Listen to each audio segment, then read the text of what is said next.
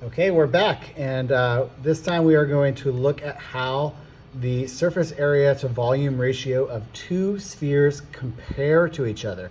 So here I have a kind of generic question. If the radius of one sphere is equal to 0.05 millimeters, how many times larger is the surface area to volume ratio of a sphere with a radius of 0.025 millimeters?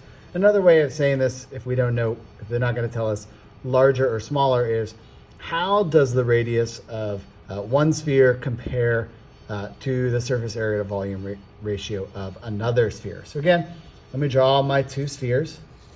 So I have one sphere with radius is equal to 0.05 millimeters.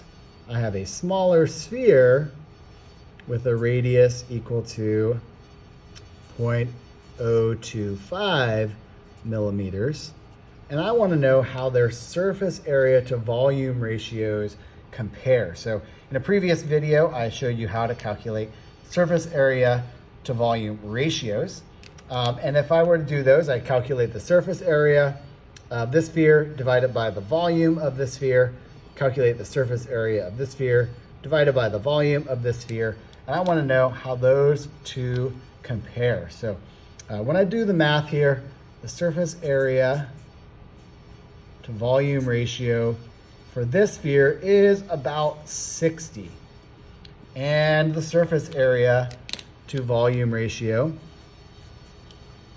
for the smaller sphere is about 120, right? And that's a key concept here, is the smaller the radius of the three-dimensional object, the bigger the surface area to volume ratio actually is.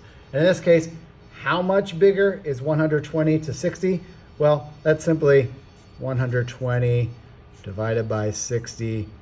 That gives me about 2 times bigger. And again, this is a key concept when we start talking about cell size and what regulates cell size for cells. And it has to do with the smaller the cell, the bigger the surface area to volume ratio.